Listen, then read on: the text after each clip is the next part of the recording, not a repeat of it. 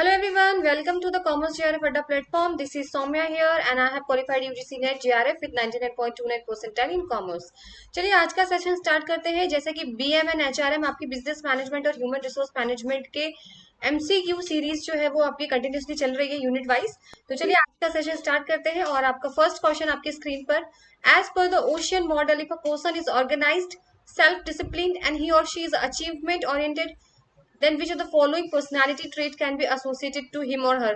देखिए मैंने पिछले सेशन में आपको बिग 5 पर्सनालिटी ट्रेट्स कराए थे आपको। ओपननेस, एक्सट्रावर्जन, एग्रीबलनेस, कंसाइजनेस आपको मैंने कराए थे। तो उसी में से ये क्वेश्चन है। बिग 5 पर्सनालिटी ट्रेट्स पढ़िएगा, आप गूगल सर्च करके देखिएगा। उसके अंदर ये ओशियन मॉडल है, एन से आपका न्यूरोसिटिज्म था, ठीक है, जो नर्व सेल से रिलेटेड होता है। As per ocean model, openness, extraversion, agreeableness और कंसाइजनेस। देखिए यहाँ पर आपको कीवर्ड क्या पहचानना था। कीवर्ड था यहाँ पर सेल्फ डिसिप्लिन्ड और अचीवमेंट ओरिएंटेड। तो ओपननेस का क्या मतलब होता है कि जब आप ओपननेस होते हो मतलब आप बहुत ही ओपन माइंडेड हो, चीजों को एडॉप्ट करते हो, क्रिएटिविटी करते हो, उसे बोलते हैं ओपननेस। एक्स्ट्रावर्जन क्या होता है, सोशली आप लोगों से बहुत ज्यादा इन्वॉल्व रहते हो। एक्सट्रोवर्ट होते हैं ना जो बहुत ही बिंदास रहते हैं, सोशली बहुत ज्यादा एक्टिव होते हैं, लोगों से घुलना मिलना बहुत पसंद है उन्हें, ठीक है। एग्रीबलनेस क्या होता है, जो सेल्फलेसनेस होते हैं। अगर आप हाई है एग्रीबलनेस तो मतलब आप बहुत ही ज्यादा सेल्फलेसनेस है, दूसरों की हेल्प करते हैं, अपने लिए नहीं जीते दूसरों के लिए भी जीते हैं। फिर है आपका कंसाइसनेस। यहाँ पर होता है कि आप बहुत सेल्फ डिसिप्लिन्ड होते हैं, बहुत क्लैरिटी होती है आपके काम में, आप बहुत लॉजिकली काम करते हैं और बहुत ही अचीवमेंट और बहुत ही एम्बिशियस होते हैं। तो यहाँ पे राइट आंसर आपका हो जाएगा लास्ट वाला, ऑप्शन नंबर 4, कंसाइसनेस, ठीक है। कीवर्ड से पहचानिए, पूरा सेंटेंस पढ़ने की जरूरत भी नहीं है। यहाँ पर है सेल्फ डिसिप्लिन। सेल्फ डिसिप्लिन सिर्फ इस लास्ट ऑप्शन में ही होता है, कंसाइसनेस में, ठीक है। ओपननेस, एक्स्ट्रावर्जन, एग्रीबलनेस में ये चीजें नहीं होती हैं। चलिए नेक्स्ट क्वेश्चन, न्यूरोटिसिज्म। देखिए लास्ट वाला ऑप्शन था न्यूरोटिसिज्म, ठीक है। चलिए मैच द कॉलम क्वेश्चन आ गया आपकी स्क्रीन पर और ये भी पर्सनालिटी टाइप है। Social, conventional, investigative, realistic, artistic, ठीक है, कई टाइप्स होते हैं, ये मैं आपको आगे दिखाऊंगी। तो आप पहले बताइए इसका आंसर।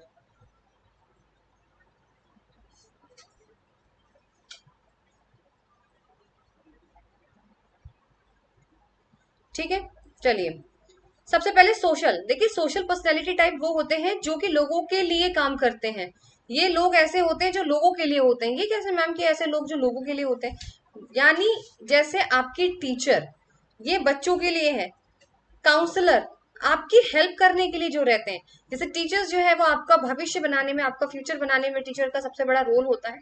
वैसे ही जो काउंसलर होते हैं, अगर आपको किसी भी तरीके की प्रॉब्लम है तो आपकी मदद के लिए काउंसलर जो होते हैं, चाहे वो साइकोलॉजिकल प्रॉब्लम हो, चाहे वो कोई भी इश्यूज हो आपको, तो ए का 4th ऑप्शन यहाँ लग जाएगा, ठीक है। फिर उसके बाद आता है कन्वेंशनल।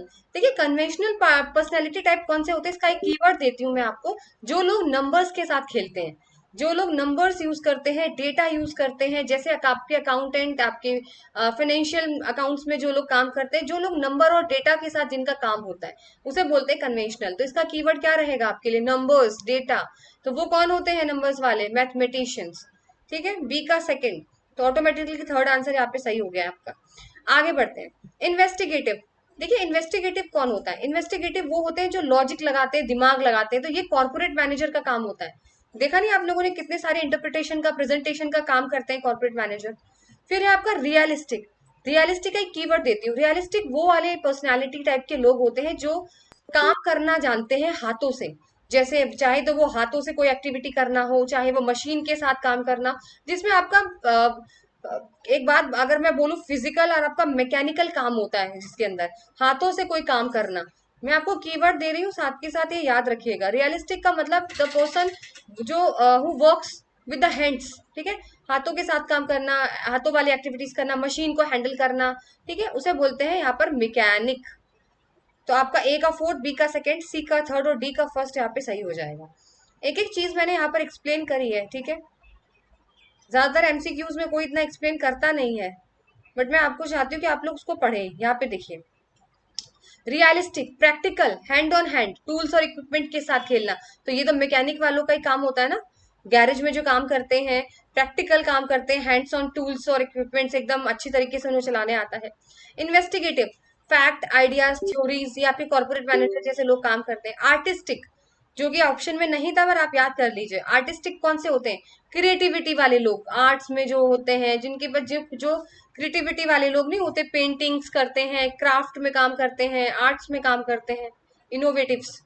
फिर है सोशल, जो आपकी दूसरों की हेल्प करते हैं, जैसे मैंने बताया टीचर्स, डॉक्टर्स, काउंसलर।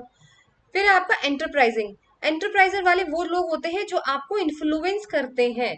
जैसे अगर मैं बात करूं सेल्समैन का काम क्या होता है, आपको आपको इन्फ्लुएंस करना, आपको मनाना, फुसलाना, वो काम होता है एंटरप्राइजिंग का। कन्वेंशनल, कन्वेंशनल वो होते हैं जो कि आपके नंबर्स के साथ, डेटा के साथ जो प्ले करते हैं, वो कन्वेंशनल होते हैं। वेरी इंपॉर्टेंट चार्ट, अगर आपको स्क्रीनशॉट लेना है यू कैन टेक इट। ये टोटल सारे इसमें आ गए हैं 6 personality types. Next question,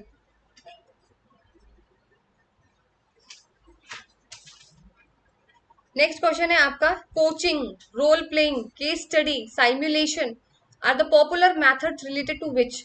recruitment, selection, training and development या फिर रिट्रेचमेंट? तो इसका राइट आंसर आपका ट्रेनिंग एंड डेवलपमेंट हो जाएगा, क्योंकि ट्रेनिंग और डेवलपमेंट के अंदर ही coaching, role play, case study, simulation का काम किया जाता है। रिक्रूटमेंट में ऐसा कुछ नहीं होता, सिलेक्शन में ऐसा कुछ नहीं होता। Retrenchment is a very negative word, जहाँ पे आपको जो है आपको डिस्करेज कर दिया जाता है, चाहे in the form of finance ले लीजिए, चाहे नॉन फाइनेंस ले लीजिए। ठीक है, तो यहाँ पर आपका right answer training and development हो जाएगा। Option number C is the right answer.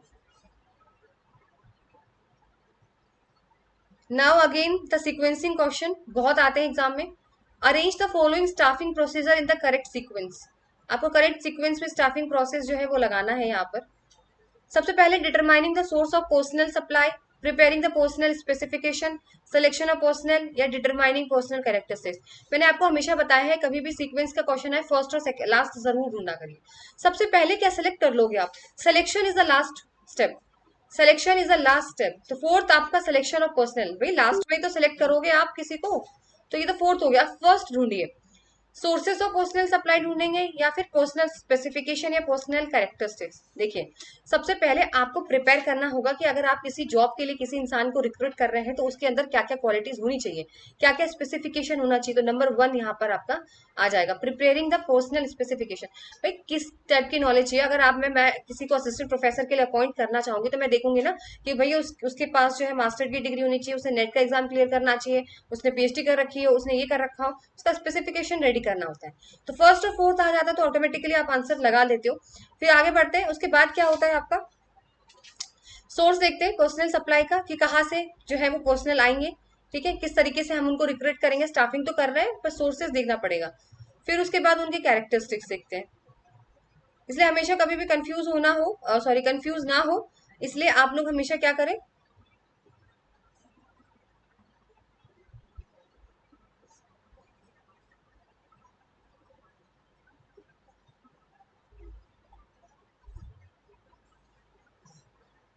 Option 1 में ही कर देते हैं, फिर समझ आ जाएगा अगर आ जाए तो।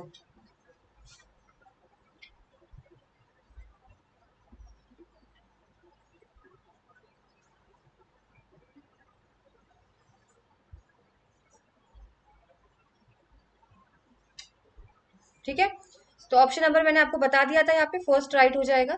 सबसे पहला आपको क्या करना होता है, पर्सनल के स्पेसिफिकेशन रेडी करने होते हैं कि किस टाइप की क्वालिटी आपको चाहिए, क्या क्या चाहिए आपको एक पर्सनल के अंदर, एम्प्लॉयज के अंदर।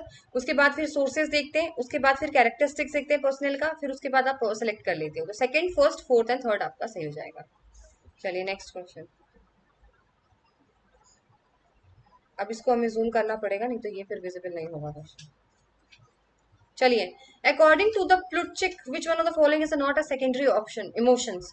अगर आपने ये पढ़ा होगा तो ही आप लगा सकते हो, इसमें कोई तुक्का वाला नहीं है। सेकेंडरी इमोशंस कौन से नहीं होते हैं, तो आपका जो ऑप्शन होगा यहाँ पर, fear is not a secondary emotions. क्यों? क्योंकि जो सेकेंडरी इमोशंस होते हैं, ये आपका जो फियर है, डर, गुस्सा, खुशी, ये सारी चीजें आपकी प्राइमरी इमोशंस होती है बेटा। ठीक है, और जब दोनों का कॉम्बिनेशन हो जाता है ना, जैसे अगर मैं बात करूं फियर और एंगर को मिला देते तो गिल्ट बन जाता है। जब प्राइमरी को जोड़ते हो आप आपस में, दो प्राइमरी इमोशंस को जोड़ देते हो, तब सेकेंडरी इमोशन बनता है। जैसे फियर है, फियर को अगर आपने, डर को आपने गुस्से से जोड़ दिया तो वो गिल्ट हो जाता है, guilty, that is called secondary emotions. इसीलिए यहाँ पर आपका जो फियर है वो आपका प्राइमरी इमोशंस है, और बाकी जैसे इनसिक्योरिटीज, डिस्ट्रस्ट, हॉस्टिलिटी, ये सब आपके सेकेंडरी इमोशंस है। ये आपको पूरा चार्ट पढ़ना पड़ेगा। ये आपका चार्ट है यहाँ पर, ठीक है।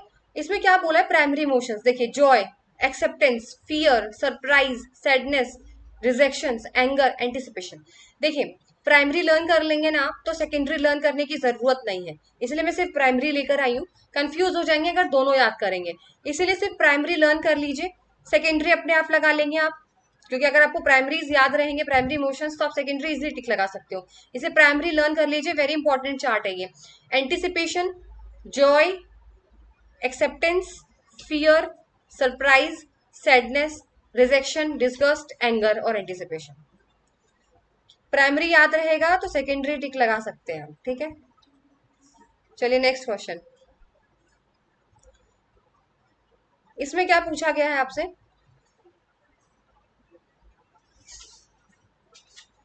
Which type of defence mechanism is used by a person when he gets angry at his child or spouse because he had a bad day at work। यानी इसका मतलब क्या हुआ, समझिए आपका ऑफिस में दिन बहुत खराब गया है और आपने वो गुस्सा जो है घर आकर अपने बच्चे पे या फिर अपने स्पाउस पे निकाल दिया, ठीक है। उसको क्या बोलते हैं बताइए, डिनाइल, रिप्रेशन, प्रोजेक्शन, डिस्प्लेसमेंट और रिग्रेशन, ये सारे वैसे आपको याद करने हैं। इसका आंसर होगा डिस्प्लेसमेंट। डिस्प्लेसमेंट का इसलिए आंसर यहाँ पे राइट होगा। डिस्प्लेसमेंट में क्या होता है मैकेनिज्म में, अगर आपका गुस्सा किसी और का गुस्सा किसी और पे निकाल देना, जैसे अगर आपके स्कूल में कुछ बुरा होता है, आपके कॉलेज में आपका दिन खराब जाता है, तो आप घर पे आकर अपनी मम्मी पे गुस्सा निकालते हैं। पापा पे तो हिम्मत नहीं होती किसी की गुस्सा निकालने की, ये तो मैंने देखा है। निकालते हैं कि पापा पे गुस्सा, बिल्कुल भी नहीं, मम्मी पे आके निकालते हैं ना, क्योंकि वो बेचारी बहुत ही सीधी सादी होती है मम्मियाँ, तो उनके सामने आप उनको उन पे चिल्ला देते हैं हम लोग, ठीक है। तो ये एक ह्यूमन नेचर है बेसिक, कि जिनसे डर लगता है उनपे गुस्सा नहीं निकलेगा, जिनसे डर नहीं लगता उनपे गुस्सा निकल जाता है। सपोज आपको ऑफिस में दिन खराब गया, तो आपने आके अपनी मदर पे गुस्सा निकाल दिया, अपनी स्पाउस पे निकाल दिया, अपने बच्चे पे निकाल दिया, ठीक है। तो इस तरीके के जो डिफेंस मैकेनिज्म होता है उसको डिस्प्लेसमेंट बोला जाता है।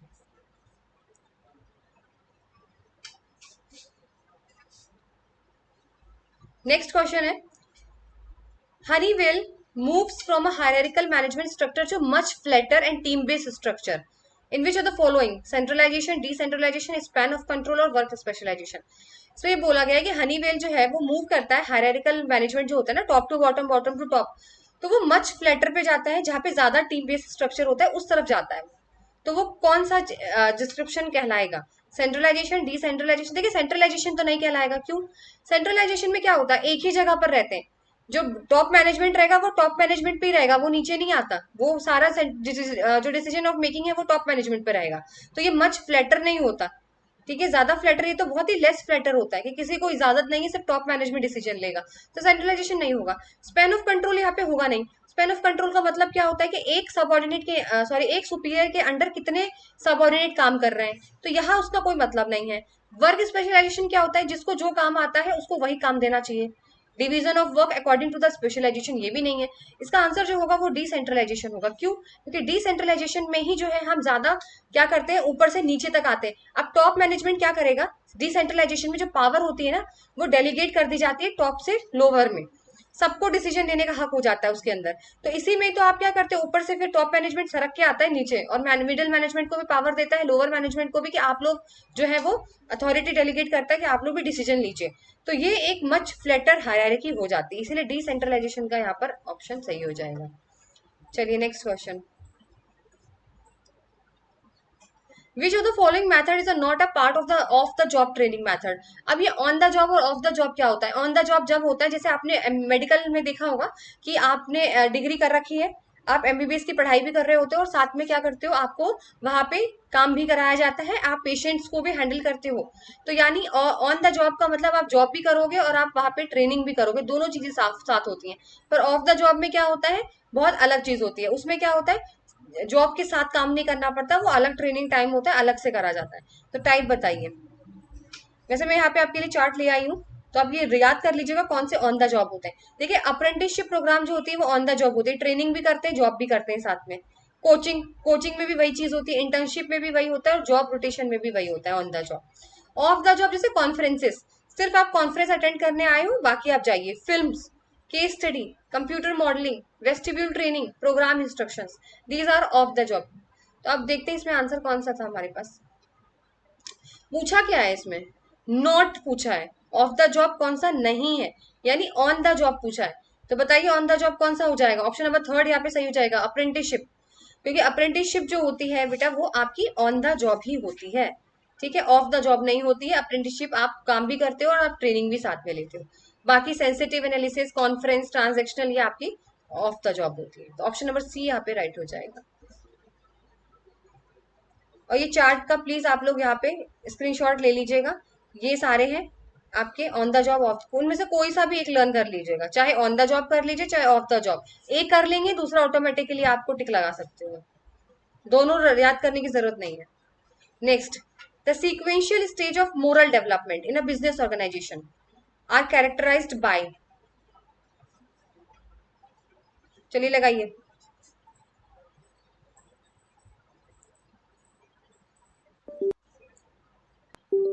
हम्म,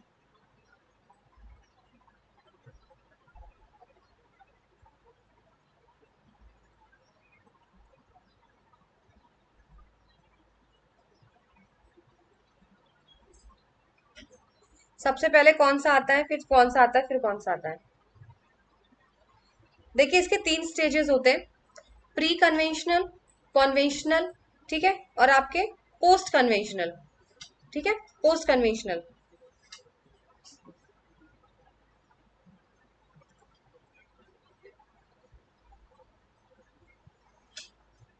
प्री कन्वेंशनल, कन्वेंशनल, ये देखिए यहाँ पे प्रिंसिपल ओरिएंटेड दिया हुआ है, तो इस पे कंफ्यूज मत होइएगा कि प्रिंसिपल ओरिएंटेड दिया हुआ है तो यहाँ पर पोस्ट आ जाता तो गलत हो जाता। देखिए पोस्ट भी आ जाता तो भी राइट हो जाता है यहाँ पे, ठीक है। ये कोलबर्ग की अगर आपको याद हो मोरल डेवलपमेंट की, तो वही उसी चीज पर ही बेस्ड है, ठीक है। प्री कन्वेंशनल में क्या होता है, आप पर्सनल इंटरेस्ट पे ध्यान देते हो सबसे पहले, पनिशमेंट से अवॉइड करते हो, पढ़ा होगा आपने, ओबीडियंस एंड पनिशमेंट, कोलबर्ग का याद है, तो वही चीज है, ठीक है। कन्वेंशनल में आ जाते हो आप, तो इसमें क्या होता है, सोशल एक्सपेक्टेशंस आ जाती हैं।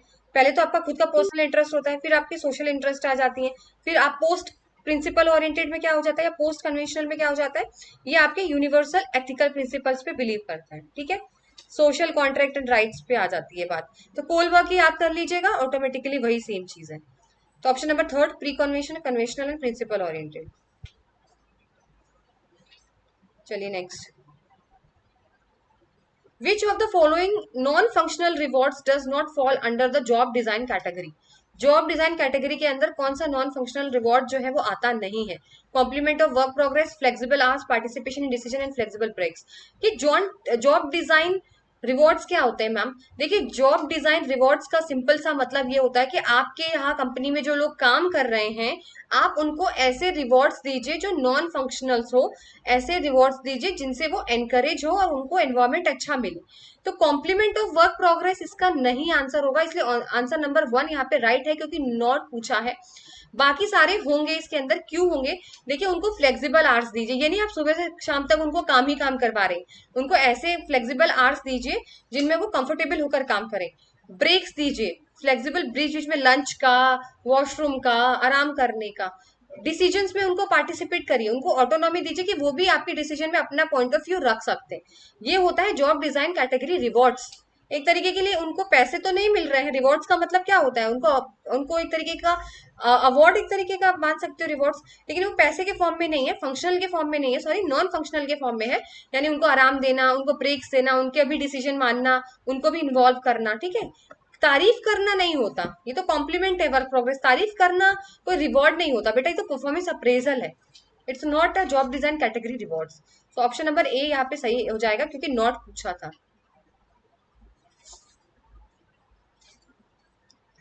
नेक्स्ट क्वेश्चन यहाँ पर आपका, effective mentoring require trust and level of the trust reflects the mentors, यहाँ पर कहना चाह रहे हैं कि हमेशा कोई भी हमें मेंटर करता है तो उसमें भरोसा होना बहुत जरूरी है।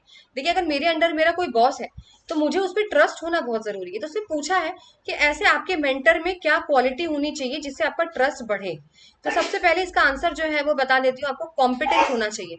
यानी कॉम्पिटेंस का मतलब आपके मेंटर के अंदर कॉम्पिटिटिव नेचर होना चाहिए। भाई कंपटीशन होना बहुत जरूरी है अंदर, केपेबल हो वो हर चीज सिचुएशन से लड़ने के लिए। तभी अगर वो ऐसा है तो आप उस पर बहुत ज्यादा विश्वास करोगे। मेरा आप एग्जाम्पल समझते हो, मेरे ऊपर मेरा कोई बॉस है, मेरा कोई मेंटोर है, ठीक है, वो इतना मतलब वो हर जैसे पीएचडी पब्लिकेशन कर रहा है, वो इतना कॉम्पिटिटिव है, इतना कॉम्पिटिटिव है वो मेरा मेंटर की, मतलब वो हर चीज में उसको पता है कि किसी सिचुएशन में अडॉप्ट किया जाता है। तो मेरा ट्रस्ट और बढ़ेगा उसके ऊपर। कंसिस्टेंसी होना चाहिए। देखिए वो मेंटरिंग में प्रॉपर मुझे टाइम टू टाइम गाइडेंस देगा, मेरे लिए अवेलेबल रहेगा, जब मैं उन्हें फोन करूं किसी भी हेल्प के लिए वो मेरे लिए हेल्प करेंगे। तो वो उससे मेरा ट्रस्ट उनके ऊपर और बढ़ेगा। कम्युनिकेशन एबिलिटीज, अगर उनको बोलने का तरीका, उनकी कम्युनिकेशन बहुत अच्छी है तो भी ट्रस्ट लेवल बहुत बढ़ जाता है। ऐसे ही control sharing readiness. Control sharing readiness यानी मतलब अगर कोई भी डिसीजन लेना है तो मैं वो मेरी हेल्प लेंगे, मुझसे भी पूछेंगे, मुझे भी इन्वॉल्व करेंगे, तो कितना अच्छा फील होगा मुझे, और मुझे ट्रस्ट उनके ऊपर और भी बढ़ेगा। इसलिए option number 1, competence, consistency, communication ability and control share readiness is the right answer, option number 1।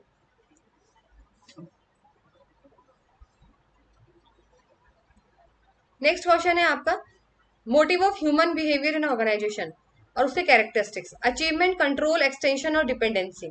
चलिए लगाते हैं, अचीवमेंट का क्या मतलब होता है, कीवर्ड ढूंढिए, अदर्स, सेल्फ डेवलपमेंट, एक्सीलेंस या फिर ऑर्डरलीनेस।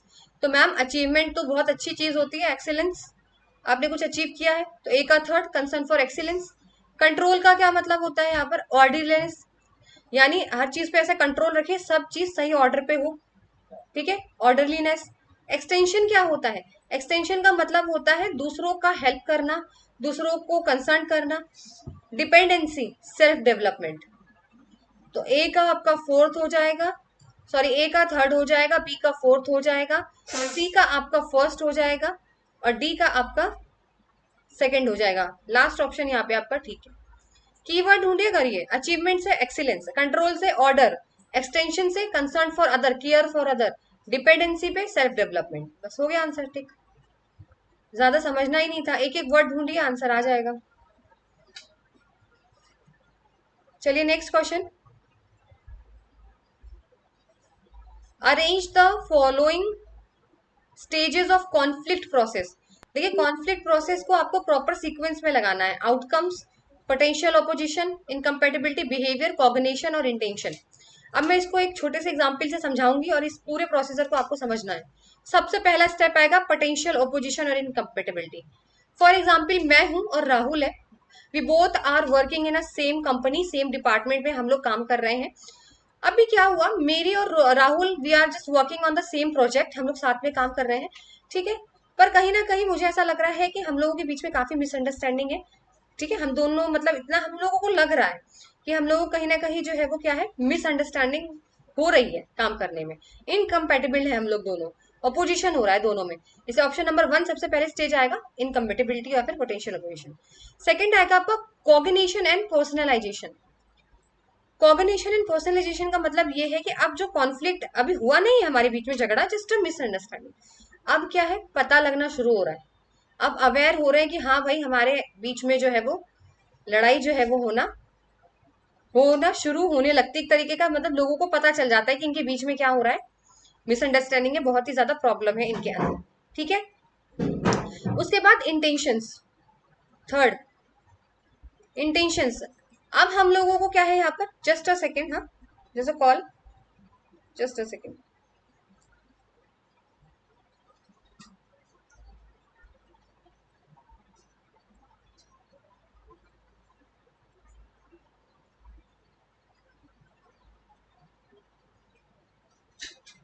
चलिए ठीक है, ठीक है, कहाँ पे थे हम, इंटेंशंस। तो इंटेंशंस पे क्या हो रहा है, अब इंटेंशंस में अब ये आ गया कि भाई पता चल गया है कि हम लोग अवेयर हो गए, हम दोनों को पता चल गया कि हमारे बीच में मिसअंडरस्टैंडिंग है भाई, और हमारा अब झगड़ा जो है होने को हो सकता है। अब इंटेंशंस में क्या होंगे, अब जो हम लोग होंगे या फिर और भी जो मेरे कलीग्स होंगे, अब ये कहेंगे अब इनको हैंडल कैसे करें, ठीक है, इनको किस तरीके से जो है वो हैंडल किया जाए, अब इस लड़ाई को किस तरीके से हैंडल करें कि ये लड़ाई जो है वो आगे ना बढ़े, ठीक है। फिर उसके बाद क्या आएगा आपका बिहेवियर। अब हमारे बिहेवियर में क्या हुआ, मैं और राहुल दोनों आर्ग्यूमेंट करना शुरू करने लग गए, हम झगड़ने लग गए एक तरीके से। तो अब हमारा बिहेवियर खुल खुल के सबके सामने आ गया है कि भाई वाकई झगड़ा जो है, कॉन्फ्लिक्ट मेरे और राहुल के बीच में होने लगा है। बिकॉज क्यों? क्योंकि हम लोग जो है आप दिखाने लगे हैं, आर्ग्यूमेंट करने लगे हैं, लड़ने लगे एक दूसरे के साथ।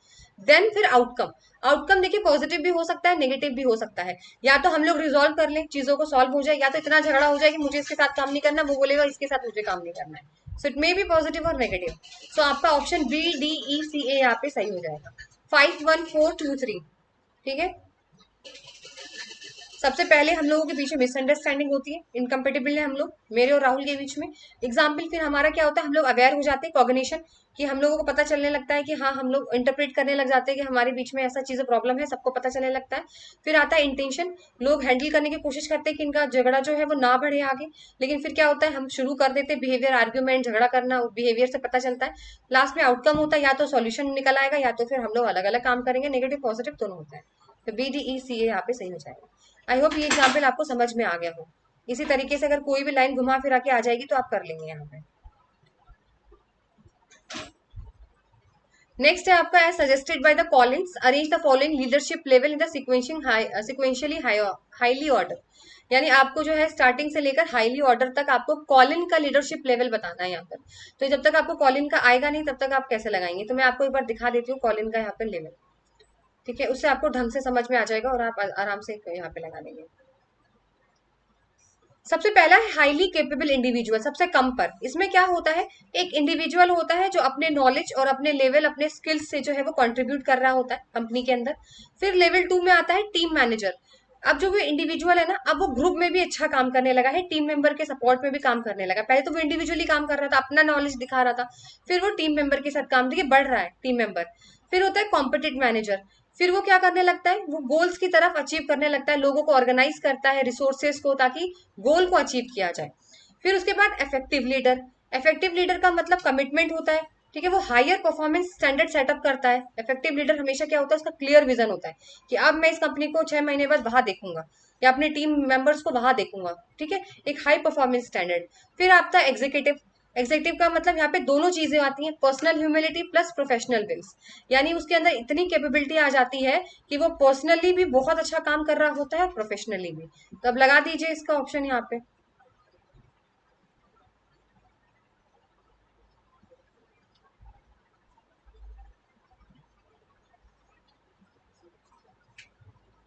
सबसे पहले यहाँ पे क्या आएगा आपका, there is an individual. C option सबसे पहले आएगा यहाँ पे, क्योंकि हाईली इंडिविजुअल होता है। फिर टीम मेंबर के साथ कंट्रीब्यूट करता है, ई आ जाएगा। तो सी और ई वाला देख लीजिए कहाँ पर है, ये रहा। फिर आपका कॉम्पिटेंट आ जाएगा थर्ड नंबर पे। फिर इफेक्टिव लीडर आ जाएगा, फिर एग्जीक्यूटिव आ जाएगा।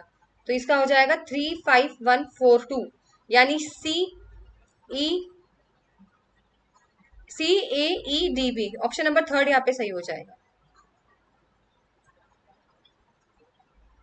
पहले इंडिविजुअल के लिए काम करेगा, फिर टीम मेंबर के लिए करेगा, फिर कॉम्पिटेंट हो जाएगा, हाई स्टैंडर्ड परफॉर्म करेगा, फिर आपका लीडर इफेक्टिव लीडर हो जाएगा, फिर एग्जीक्यूटिव हो जाएगा। ये पूरा टाइप वो है, लेवल है आप जो को लर्न करना है, lowest to highest. Next question, in the process of perception, which one of the following is a not an external factor influencing the selection of stimuli? Perception क्या होता है, देखने का नजरिया, किस तरीके से सेंस के हिसाब से आप चीजों को ऑब्जर्व कर रहे हो, देख रहे हो, ऑर्गेनाइज कर रहे हो। इसमें दो फैक्टर होते हैं, एक्सटर्नल और इंटरनल। एक्सटर्नल फैक्टर वही जो दिखता है वो बिकता है, मतलब एग्जाम्पल ये है, जो चीज दिखेगी वो ज्यादा अट्रैक्ट करेगी। ठीक है, फॉर एग्जाम्पल एक्सटर्नल फैक्टर, जैसे जो लार्ज चीज, लार्ज साइज का होगा वो ज्यादा दिखेगा। जो जो एड आपको बार बार दिखाई जाएगी वो आपको ज्यादा याद रहेगी। जो चीज नई आएगी मार्केट में वो ज्यादा ध्यान रहेगा। वो होते हैं एक्सटर्नल फैक्टर, जो ज्यादा दिखेगा जो ज्यादा बिकेगा, ये याद रखिए। इंटरनल फैक्टर्स जो आपके अंदर से चीजें आती हैं। तो इसमें पूछा है नॉट एन एक्सटर्नल, यानी इंटरनल पूछा है। तो इंटरनल में यहाँ पर आएगा experience is the right answer. Experience, आपका पास्ट एक्सपीरियंस, ये आपका अंदर का फैक्टर है। मोटिवेशन, ये आपके अंदर से आता है। और फैमिलियरिटी क्या होती है, देखिए जो चीज आपसे ज्यादा कनेक्टेड होगी वो चीज आपको ज्यादा याद रखेगी, जो चीज आपसे ज्यादा फेमिलियर होगी। रिपीटेशन, बार बार, मैंने कहा जो ऐड आपको बार बार दिखाई देगा वो आपको ज्यादा याद रहता है। नोवेल्टी का मतलब कोई नई चीज आती है वो आपको ज्यादा ध्यान रहती है। ठीक है, तो ये सारी एक्सटर्नल चीजें, बाहर की चीजें, साइज क्या है, फेमिलियरिटी क्या है, रिपीटेशन हो रहा है, नोवेल्टी, ये सारी एक्सटर्नल चीजों में आता है। इसलिए इंटरनल में आपके एक्सपीरियंस, मोटिवेशन, ये इंटरनल इन्फ्लुएंस करते हैं। तो ऑप्शन नंबर ए यहाँ पे सही हो जाएगा।